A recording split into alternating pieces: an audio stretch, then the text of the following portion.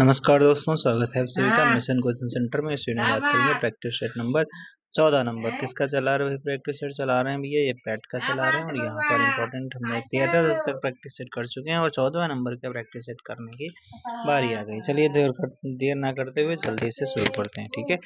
तो यहाँ पर अगर हम बात कर लेते हैं कि अगर आप चैनल पे पहली बार सब्सक्राइब वगैरह अपना कर लेना, देख लेना, लाइक वगैरह कर देना। बाकी हम यहाँ पर विद एक्सप्लेनेशन के साथ में सारी चीजें करते हैं, ठीक है। चलिए शुरू करते हैं।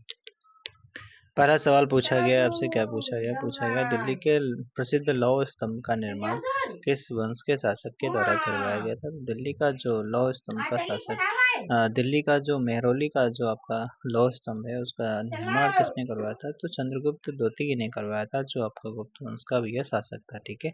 किसका शासक था, गुप्त वंश का शासक था, ठीक है। वहीं अगर बात कर लेते हैं मौर्य वंश का संस्थापक आपका चंद्रगुप्त मौर्य हो जाता है, ठीक है। मौर्य वंश का संस्थापक। और गुप्त वंश का संस्थापक आपका श्रीगुप्त हो जाता है। कौन, श्रीगुप्त हो जाता है। कौन सा मौर्य शासक चंद्रगुप्त मौर्य का पोता था, ठीक है। पोता पूछा गया।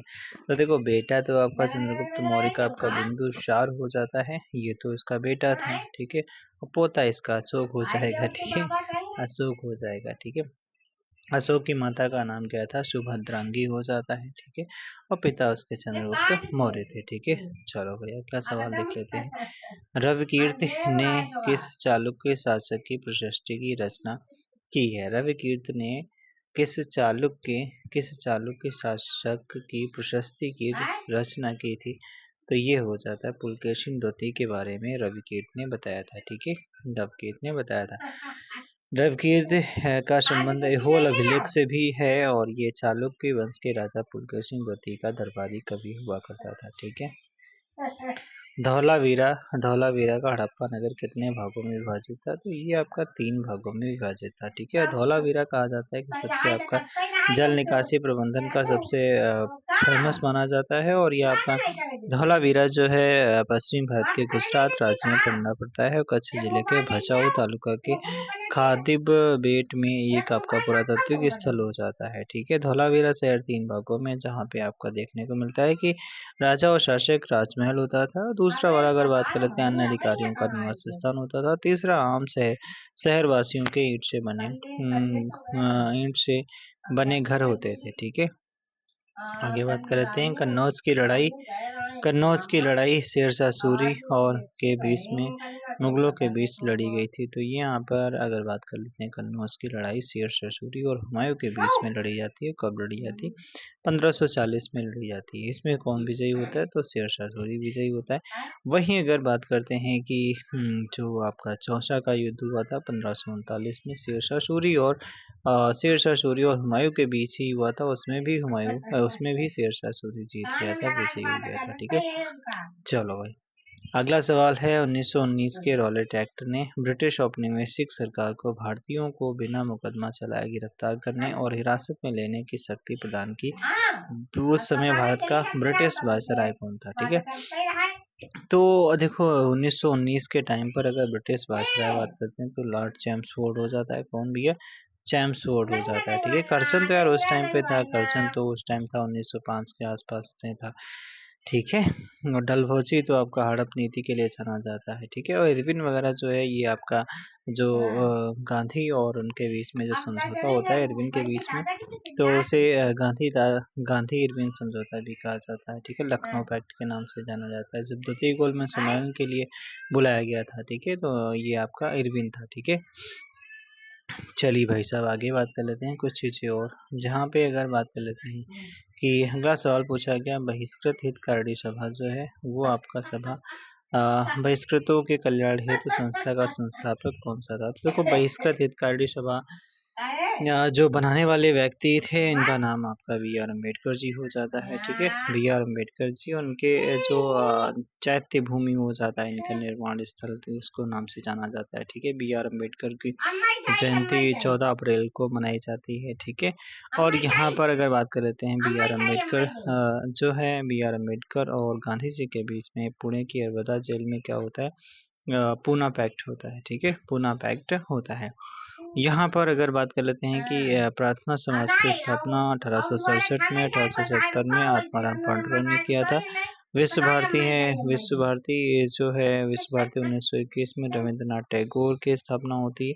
रविन्द्रनाथ टैगोर ने करी है विश्व भारती की स्थापना। बहिष्कृत हितवाणी 1924 में बी आर अम्बेडकर जी करते हैं, ठीक है, बी आर अम्बेडकर जी करते हैं।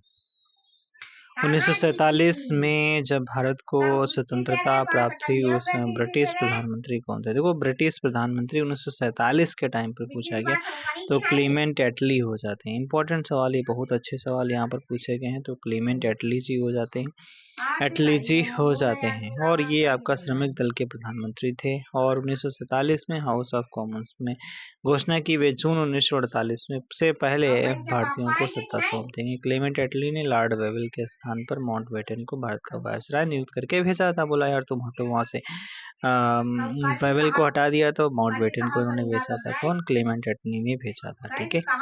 चलिए अगला सवाल भाई साहब, अगला सवाल पूछा गया है। भारतीय स्वतंत्रता संग्राम के क्रांतिकारी चरण के दौरान मुजफ्फरपुर के एक जिला मजिस्ट्रेट की हत्या के प्रयास के कारण 1908 में अलीपुर साजिश का पर्दाफाश हुआ।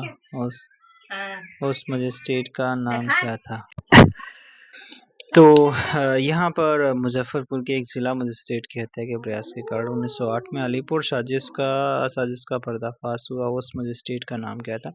तो देखो मजिस्ट्रेट को मारा गया और यहाँ पर मजिस्ट्रेट की हत्या करी गई, उस मजिस्ट्रेट का नाम क्या था? तो यहाँ पर किंग्सफोर्ड था, ठीक है, डगलस किंग्सफोर्ड इसका नाम था, ठीक है, किंग्सफोर्ड था।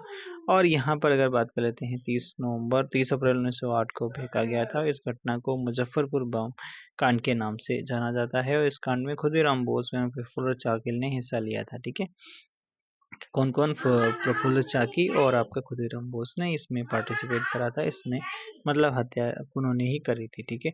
भारत में ब्रिटिश शासन में पहले गवर्नर जनरल कौन थे? तो ब्रिटिश शासन में पहले गवर्नर जनरल आपसे पूछा गया वॉरेन हेस्टिंग था, ठीक है। तो 1773 के जो आपका रेगुलेटिंग एक्ट आया था उसी के द्वारा ये यहाँ पर बनाया गया था। वॉरेन हेस्टिंग जो 1772 में बंगाल का गवर्नर बना गया था और 1773 रेगुलेटिंग एक्ट के माध्यम से बंगाल का पहला गवर्नर जनरल नियुक्त किया गया था। बनारस के राजा चैत सिंह के साथ रामपुर संबंधों के कारण इंग्लैंड में वॉरेन हेस्टिंग पर महाभियोग चलाया गया। भारत के पहले गवर्नर जनरल विलियम बेंटिंक थे।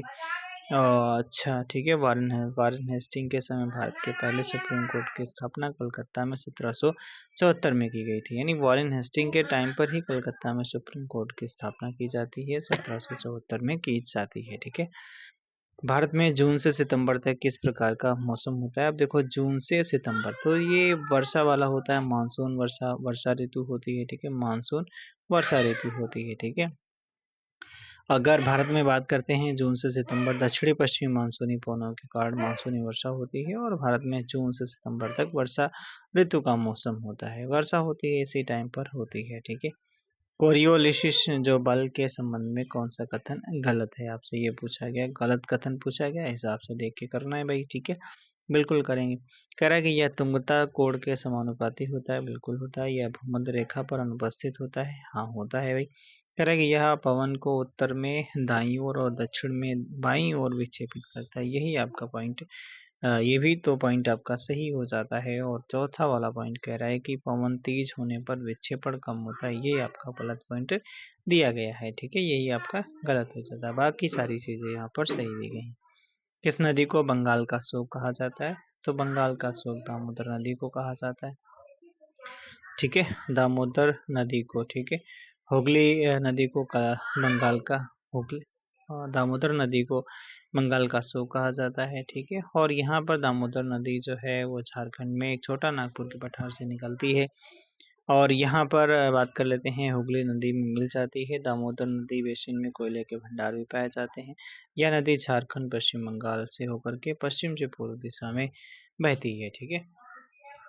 यानी ये जो नदी है वो आपकी पश्चिम से पूर्व दिशा की ओर बहती है, ठीक है। बाकी नर्मदा नदी बात आपको पता है कि मध्य प्रदेश के अमरकंटक से निकलती है और ये आपका डेल्टा नहीं एस्चुरी बनाती है, ठीक है। नर्मदा और ताप्ती नदियाँ जो हैं एस्चुरी बनाती हैं, डेल्टा नहीं बनाती हैं, ठीक है, डेल्टा नहीं बनाती है। चलो भाई किसे श्वेत पर्वत के नाम से जाना जाता है? तो श्वेत पर्वत के नाम से अगर पूछा जाए आपसे किसे कहा जाता है, तो श्वेत पर्वत के नाम से धौलावीरा को कहा जाता है। ठीक है, धौलावीरा पर्वत, सॉरी धौलावीरा नहीं, धौलावीरा तो यार वो उसमें हो जाता है हड़प्पा से, यहाँ पर धौलागिरी है। ठीक है, तो धौलागिरी पर्वत को श्वेत पर्वत के नाम से जाना जाता है। और धौलागिरी जो पर्वत घाटी चोटी है वो नेपाल में देखने को मिलती है, नेपाल में स्थित है। और यहाँ पर माउंट लहोत्से विश्व की चौथी सबसे ऊंची पर्वत चोटी हो जाती है। ठीक है, मकालू की बात कर लेते हैं। ये जो लहोत्से है ये विश्व की चौथी सबसे ऊंची चोटी हो जाती है। ठीक है, मकालू जो दुनिया की 5वीं सबसे ऊंची चोटी हो जाती है। चलो भाई, किस प्रकार की वनस्पति हिमालय क्षेत्र में पाई जाती है? तो हिमालय क्षेत्र में अल्पाइन प्रकार की आपकी वनस्पति पाई जाती है। अल्पाइन वनस्पति हिमालय के पर्वतीय क्षेत्रों में पाई जाती है। अल्पाइन वनस्पति के प्रमुख वृक्ष जैसे आपका देवदार, स्प्रूस के, देखो ये का भी सवाल पूछा गया था उसमें आरओ में। ठीक है, देवदार वगैरह उन्होंने दिखा दिया था कि दक्षिण भारत में, लेकिन वो हिमालय क्षेत्र में देवदार वगैरह वृक्ष देखने को मिलते हैं। स्प्रूस, कैल आदि हैं। सवाना अफ्रीका के जो हैं, सवाना वो अफ्रीका में देखने को मिलेंगे। ठीक है, और आपका उष्णकटिबंधीय घास स्थल हो जाते हैं। पंपाज आपका जो है वो अर्जेंटीना में देखने को मिलेंगे, और अर्जेंटीना, ठीक है, उरुग्वे और ब्राज़ील में पाए जाते हैं। और वहीं हम बात कर लेते हैं मैंग्रोव जो वनस्पतियां हैं, मैंग्रोव वनस्पतियां ब्राज़ील वगैरह में देखने को मिलती हैं। ठीक है, मैंग्रोव आपका वेस्ट बंगाल अपने यहाँ पे देखने को मिलते हैं। ठीक है, मैंग्रोव। अगला सवाल है, भारतीय संविधान के किस अनुच्छेद के तहत जो राष्ट्रपति मृत्युदंड को क्षमा कर सकता है? तो राष्ट्रपति जो है वो क्षमा कर सकता है आर्टिकल 72 के तहत। वहीं आर्टिकल 161 के तहत आपका राज्यपाल भी क्षमा कर सकता है, लेकिन मृत्युदंड को वो क्षमा नहीं कर सकता है। ठीक है, ये पॉइंट आपको याद रखना है। राष्ट्रपति किसी भी अपराध के लिए सिद्ध दोष ठहराए गए किसी व्यक्ति के दंड को क्षमा कर सकता है, उसका प्रावलंबन कर सकता है, विराम या परिहार करने की अथवा दंडादेश के निलंबन, परिहार तथा लघुकरण करने की शक्ति उसके पास में होती है। ठीक है, चलो भाई अगला बात कर लेते हैं। यहाँ पर आर्टिकल 25 में ये जो नहीं है सिख लोग कृपाण और ये कृपाण वगैरह जो नहीं, 5 कच्छ कड़ा ये सब धारण कर सकते हैं, तलवार वगैरह, ये आर्टिकल 25 में इनको अधिकार दिया गया है, याद रखना भी है। ठीक है, कौन सा जो भारतीय संविधान की प्रस्तावना का हिस्सा नहीं है? ठीक है, देखो समाजवादी है, पंथनिरपेक्ष, लोकतांत्रिक, संघवाद यहाँ पर देखने को नहीं मिलेगा आपको। अगर वहीं हम बात कर लेते हैं कि भारतीय संविधान की प्रस्तावना में कुछ मुख्य शब्द जैसे आपका संप्रभुता, समाजवाद, पंथनिरपेक्ष, लोकतांत्रिक, गणतंत्र, न्याय, स्वतंत्रता, संप्रभुता, फिर आपका बंधुता, समानता, ये सारी चीजें आपको देखने को मिलती हैं। ठीक है, कौन भारत के राष्ट्रपति के चुनाव में भाग नहीं लेता है? राष्ट्रपति, तो राष्ट्रपति में अगर बात कर लेते हैं तो राष्ट्रपति के चुनाव में जो है विधान परिषद के सदस्य जो हैं ये पार्टिसिपेट नहीं करते हैं। बाकी विधानसभा के निर्वाचित सदस्य, राज्यसभा के निर्वाचित सदस्य, लोकसभा के निर्वाचित सदस्य इसमें पार्टिसिपेट करते हैं। ठीक है, बाकी चीज़ें आपको पता होनी चाहिए कि आपका जो जैसे 54 आर्टिकल 54 में बोला गया है कि राष्ट्रपति के निर्वाचन मंडल में संसद के दोनों सदनों तथा विधानसभाओं के निर्वाचित सदस्य पार्टिसिपेट करेंगे। ये किसमें आर्टिकल ये 54 में बात बताई गई है। वहीं अगर आपसे बात करना चाहता है कि दिल्ली और पुडुचेरी की विधानसभा जो वहाँ पर हैं, ठीक है, उनके निर्वाचित सदस्य भी राष्ट्रपति के चुनाव मंडल में शामिल किए गए। तो ये 70वां संविधान संशोधन था, 1992 का था, तब ये शामिल किए गए थे। ठीक है, कौन सा था? 70वां। और राष्ट्रीय राजधानी क्षेत्र दिल्ली को घोषित करा गया था, तो 69वां संविधान संशोधन था। ठीक है, उसको भी आपको याद रखना चाहिए। ठीक है, चलिए भाई आगे अगला सवाल है, स्थानीय स्वशासन के जनक के रूप में कौन जाने जाते हैं? तो रिपन को कहा जाता है। ठीक है, रिपन को कहा जाता है स्थानीय स्वशासन के जनक के रूप में, रिपन को माना जाता है। 1882 के आसपास में हम बात कर लेते हैं, तो यहाँ पर स्थानीय स्वशासन की शुरुआत होती है। यह किसी अधिनियम द्वारा अधिनियमित नहीं किया गया।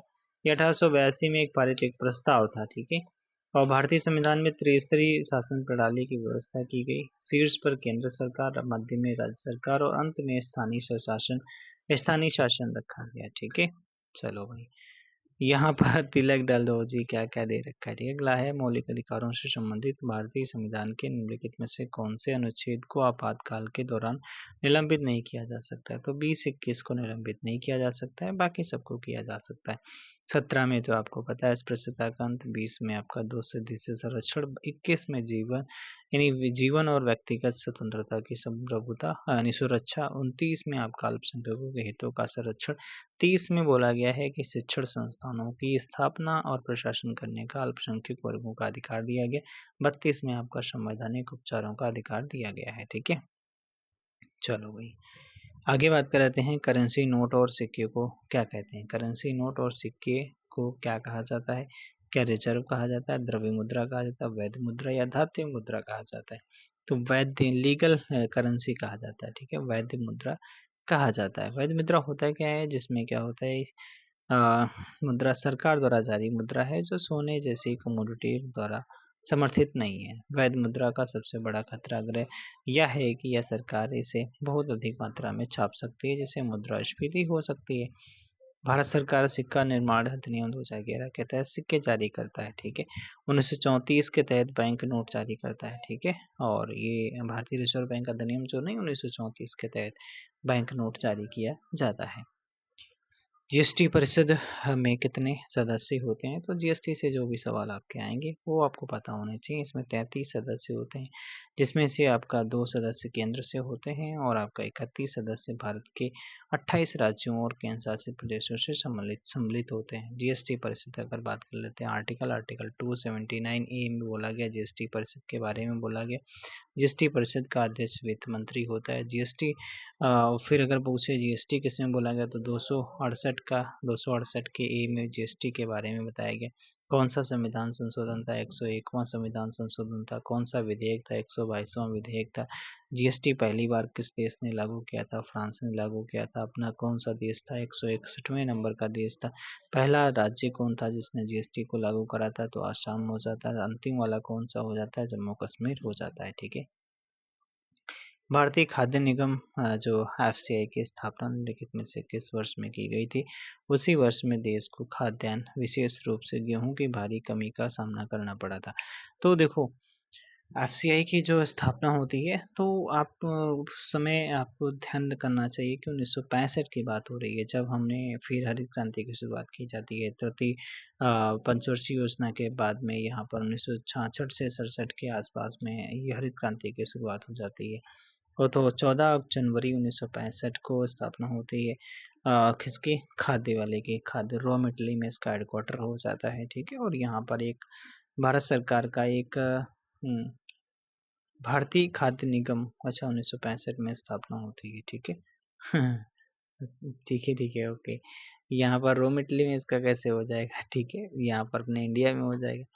तो ये इसका मुख्यालय अपना दिल्ली में हो जाता है। ठीक है, वो अगर वर्ल्ड फूड वाला है तो उसका रॉ मटेरियल में होता है।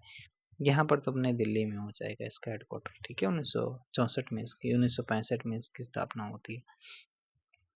चलो भाई अगला देख लेते हैं। अगला सवाल है, अगला सवाल भाई साहब क्या पूछा गया है। तो सवाल है क्या, बवाल है, सवाल ही तो है, बवाल नहीं। ठीक है, तो सवाल पूछा गया 11वीं पंचवर्षीय योजना में ने 11वीं पंचवर्षीय योजना में निम्नलिखित में से संबंधित कारीगरों को marketing support and services scheme द्वारा सहयोग दिया गया था।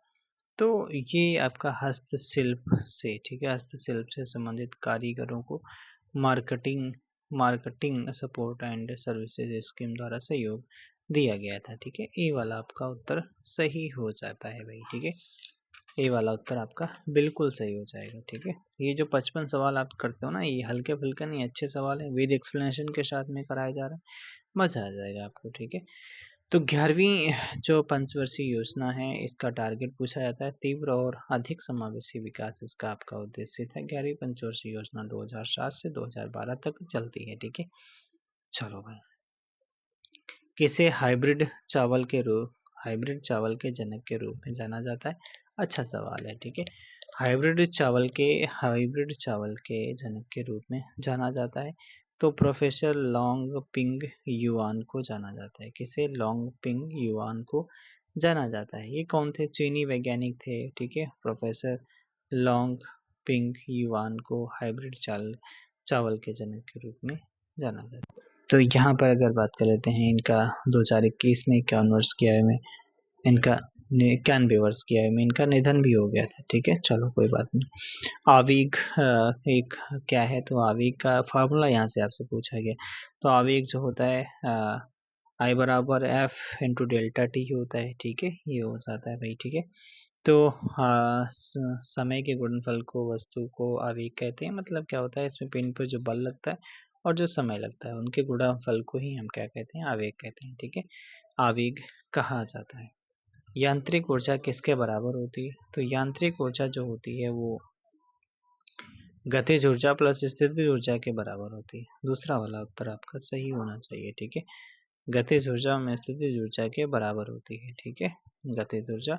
अगर वही हम बात कर लेते हैं कि गतिज ऊर्जा अगर जो फॉर्मूला होता है, तो यहाँ पर के बराबर हाफ एम वी स्क्वायर हो जाता है, के और हाफ एम वी स्क्वायर हो जाता है। ठीक है, काइनेटिक एनर्जी जो होती है, काइनेटिक एनर्जी। ठीक है, चलो भाई आगे कुछ चीज़ें और हम बात करना चाहते हैं, अगर कर लेते हैं। तो सवाल आपसे पूछा गया मानव रक्त का पीएच, ये कभी आर ओ में सवाल पूछा गया। ह्यूमन ब्लड क्या है, तो एक ये आपका तरल संयोजी ऊतक होता है। ब्लड एक कनेक्टिव टिश्यू होता है। ठीक है, कनेक्टिव लिक्विड टिश्यू होता है। ठीक है, तो मानव रक्त का पीएच कितना होता है, तो मानव रक्त का पीएच 7.4 हो जाता है। कितना, 7.4 हो जाता है। ठीक है, कितना, 7.4 हो जाता है। ठीक है, और ये कैसा होता है, तो एक रक्त एक क्षारीय प्रकृति का होता है। इसमें जो आपका आरबीसी डब्ल्यूबीसी था, प्लेटलेट्स होती हैं। ठीक है, ये सारी चीज़ें यहाँ पर ये चीज़ें होती हैं। ठीक है, आरबीसी डब्ल्यूबीसी था, प्लेटलेट्स होते हैं। ठीक है, अगला सवाल है कोशिका की आत्मघाती थैलियाँ किसे कहा जाता है, तो लाइसोसोम को कहा जाता है। ठीक है, लाइसोसोम की खोज डी डोबे ने करी है। ठीक है, किसने करी, डी डोबे ने करी है। ठीक है, डी डोबे ने करी है। लाइसोसोम क्या होता है, लाइसोसोम एक तरीके का जो मतलब भक्षण कर जाता है कोशिकाओं को, सेल्स को, जो ना जो खाने वाली होती है। ठीक है, अगला सवाल पूछा गया प्राणियों में जनन अंग और नर और मादा युग्मक उत्पन्न करते हैं। प्राणियों में जनन अंग नर और मादा युग्मक उत्पन्न करते हैं, जो संलेत होकर होकर बनाते हैं। क्या बनाते हैं, देखो ये यार युग्मनज बनाते हैं। ठीक है, क्या बनाते हैं, जो मेल और फीमेल का जो मतलब आपका मिलते हैं। ठीक है, तो आपका यहाँ पर युग्मनज बनता है। ठीक है, जाइगोट बनता है। ठीक है, जाइगोट। अगला सवाल पूछा गया उगादी त्योहार किस राज्य में मनाया जाता है, तो उगादी आपका हो जाता है कहाँ पर, आंध्र प्रदेश में मनाया जाता है। उगादी जो है वो आपका कर्नाटक में भी मनाया जाता है, कर्नाटक, आंध्र प्रदेश, तेलंगाना में भी मनाया जाता है। चैत्र माह के पहले दिन मनाया जाता है। ठीक है, मतलब ये नववर्ष मतलब एक तरीके का मान चलो उनके। ठीक है, युगादि एक नए युग की शुरुआत का प्रतीक है। यह दक्षिण भारत का एक प्रमुख त्योहार होता है, बड़ी धूमधाम से मनाया जाता है। ठीक है, लोकगीतों को रागिनी कहा जाता है। निम्नलिखित में से कहाँ पर लोकगीतों को रागिनी कहा जाता है, तो ये आपका हरियाणा में कहा जाता है। ठीक है, रागिनी हरियाणवी संस्कृति की विशिष्ट पहचान होती है। रागिनी के विषय प्रेम, वीरता और हरियाणा के लोगों के दैनिक जीवन के इर्द गिर्द घूमते हैं। ठीक है, चलो प्रसिद्ध कार्टूनिस्ट आर के लक्ष्मण ने किस कंपनी के लिए गट्टू नामक कार्टून बनाया है। ठीक है, तो देख रहे हो भाई, गट्टू नामक कार्टून बनाया, तो एशियन पेंट्स। ठीक है, एशियन पेंट्स के लिए इन्होंने बनाया क्या, गट्टू नामक कार्टून बनाया है। ठीक है, चलो भाई। मेखला चादोर किस राज्य की एक पारंपरिक पोशाक हो जाती है, मेखला चादोर जो हो जाती है वो आपका आसाम की हो जाती है। कहाँ की भैया, आसाम की हो जाती है। ठीक है, आसाम की हो जाती है। ठीक है, चलो भाई, मेखला चादोर आसाम की हो जाती है। अगला सवाल पूछा गया है ऐरावतेश्वर मंदिर भारत के किस राज्य में स्थित हो जाता है, ऐरावतेश्वर मंदिर आपका तमिलनाडु में हो जाता है। कहाँ पर, तमिलनाडु में, जो कुंभकोणम तमिलनाडु में स्थित हो जाता है। 12वीं शताब्दी में चोल शासक राजराज द्वितीय द्वारा इसे बनवाया गया था, द्रविड़ शैली में हो जाता है। 2004 में इसे विश्व जो आपका नहीं विश्व धरोहर स्थल सूची में भी इसे शामिल किया गया है। ठीक है, भारत सरकार ने भारत के युवाओं की आवश्यकताओं को पूरी करने के लिए राष्ट्रीय युवा नीति यानी नेशनल यूथ पॉलिसी किस वर्ष आरंभ करी थी? किस वर्ष आरंभ करी थी? तो 2000 कब भैया? 2003 में? ऐसा तो कोई ऑप्शन नहीं दिया गया है, ठीक है। 2014 में, 2014 में ये प्रारंभ करी जाती है, ठीक है, 2014 में। चलो भाई अगला सवाल है, दांदेली वन्यजीव आपका अभ्यारण्य कहाँ पर देखने को मिलेगा? दांदेली जो है आपका कर्नाटक में देखने को मिलेगा, ठीक है, कर्नाटक में आपका भद्रा वन्यजीव अभ्यारण्य भी देखने को मिलेगा, ब्रह्मगिरी वन्यजीव अभ्यारण्य भी देखने को मिलेगा, ठीक है। और यहाँ पर काली नदी के तट पर स्थित जो है, ये काली नदी के तट पर स्थित है दांडेली वन्यजीव अभ्यारण्य, ठीक है। और यहाँ पर अगर कुछ चीज़ें और बात कर लेते हैं कि जैसे आपका बांदीपुर, नागरहोल, कुद्रेमुख, बन्नेरघट्टा, ये आपके राष्ट्रीय उद्यान हो जाते हैं, कर्नाटक के ही हो जाते हैं। राष्ट्रीय सुदूर संवेदन केंद्र जो NRSC का मुख्यालय कहाँ पर हो जाता है? सुदूर संवेदन केंद्र का मुख्यालय कहाँ पर? हैदराबाद में हो जाता है, ठीक है, हैदराबाद में हो जाता है, ठीक है। वहीं अगर हम कुछ चीज़ें बात कर लेते हैं, मैंगो रिसर्च वाला तो आपका लखनऊ में हो जाता है, ठीक है। आलू अनुसंधान संस्थान शिमला में हो जाता है, ठीक है। फिर अगर बात करते हैं कि वो तम्बाकू अनुसंधान संस्थान, वो आपका राजमुंद्री में हो जाता है। चलो भाई, किस दिन राष्ट्रीय एकीकरण दिवस मनाया जाता है? तो राष्ट्रीय एकीकरण दिवस कब मनाया जाता है? तो एकीकरण दिवस आपका 19 नवंबर को मनाया जाता है। 7 अप्रैल को आपको विश्व स्वास्थ्य दिवस, 23 मार्च को विश्व मौसम विज्ञान दिवस, 28 फरवरी को राष्ट्रीय विज्ञान दिवस, 26 अप्रैल को विश्व बौद्धिक संपदा दिवस, 29 जून को आपको बताना है भैया, कमेंट बॉक्स में बताओगे, ठीक है, आप बताओगे 29 जून को क्या मनाया जाता है, ये आपको बताना, ठीक है। किस लेखक ने माई स्टोरी नामक आत्मकथा लिखी है? तो कौन सा लेखक है जिसने माई स्टोरी नामक आत्मकथा लिखी है? तो ये कमला दास ने लिखा है, ठीक है, कमला दास ने लिखा है, ठीक है। माई स्टोरी कमला दास। किरण देसाई की द इनहेरिटेंस ऑफ लांस लिखा है। शोभा डे का लॉकडाउन लाइन्स शोभा, ठीक है। अरुंधति राय के the God of small things book हो जाती है। यूनेस्को द्वारा सुनामी रेडी के रूप में मान्यता प्राप्त राज्य कौन सा है? तो ये आपका उड़ीसा हो जाता है, ठीक है, उड़ीसा हो जाता है, सुनामी रेडी के रूप में मान्यता प्राप्त राज्य है, ठीक है। नॉर्दर्न आर्क ने अपने पहले जलवायु कोष के लिए कितनी राशि प्राप्त की है? तो ये आपका 65 मिलियन USD प्राप्त की है, ठीक है, 65 मिलियन USD प्राप्त की है। अगला सवाल यहाँ पर ये तो नहीं पूछा जाए, ये वाला एक पूछा जा सकता है कि ओसामी सुजुकी का निधन दिसंबर 2024 में निधन हो गया। सुजुकी का दिसंबर 2024 में निधन हो गया। ओसामू सुजुकी, ठीक है, वह किस कंपनी से जुड़े हुए थे? तो ये आपका टाटा कंपनी से जुड़े हुए थे, ठीक है। किससे भैया जुड़े थे? तो सुजुकी मोटर कॉरपोरेशन से जुड़े हुए थे, ठीक है, टाटा मोटर्स यहाँ पर जुड़े हुए थे। अगला सवाल क्या है? अगला सवाल कुछ और है, हाँ, पूछा गया है ऐरावतेश्वर मंदिर जो है भारत के किस राज्य में है? ये तो जस्ट यार अभी करा गया था, ठीक है। तो यहाँ पर हम लोग चर्चा कर रहे थे ये सवाल, ठीक है। मिस यूनिवर्स 2024 का खिताब किस देश की मारिया विक्टोरिया ने जीता है? तो ये कौन से देश की हो जाती है? तो डेनमार्क की हो जाती है, ठीक है, डेनमार्क की। माइक्रो स्मॉल मीडियम इंटरप्राइजेस पर केंद्रित एक गैर banking finance company NBFC products capital private limited ने किस सदस्य को नॉन कन्वर्टिबल डिबेंचर जारी करके 25 मिलियन अमेरिकी डॉलर जुटाए हैं? तो कौन सा हो जाता है भाई? अंतर्राष्ट्रीय वित्त निगम हो जाता है, ठीक है। अगला सवाल है, ये 25 का सवाल है, हो सकता है आपसे पूछ लिया जाए करंट का। 4 मई 2025 को फार्मूला 2 स्प्रिंट रेस जीतने वाले पहले भारतीय रेसिंग ड्राइवर कौन बने? तो ये हो जाते हैं कुश मैनी हो जाते हैं भाई, जीत लाए, अच्छी बात है। अगला सवाल देख लेते हैं। अगला सवाल क्या है? अगला सवाल है, दक्षिण कोरिया ने अपना तीसरा निगरानी उपग्रह कहाँ से लॉन्च किया है? तो ये आपका कहाँ से लॉन्च किया है? तो ये वेंडेनबर्ग स्पेस फोर्स बेस USA से लॉन्च करा है, ठीक है। अगला सवाल है यहाँ पर, हाँ, कुछ हिंदी के एक दो सवाल कर लेते हैं। वाग्दत्ता का संधि विच्छेद कौन हो जाता है? तो ये वाकधन विदग्धता हो जाता है, ठीक है, ये आपका दूसरा वाला उत्तर आपका सही हो जाता है, ठीक है।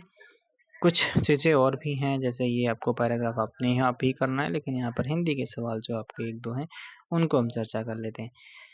जैसे पूछा गया है कि यहाँ पर क्या पूछा गया भैया, ये तो हिंदी के सवाल सारे आपके पैराग्राफ से ही दिए गए, ठीक है। तो चलिए देख लेते हैं।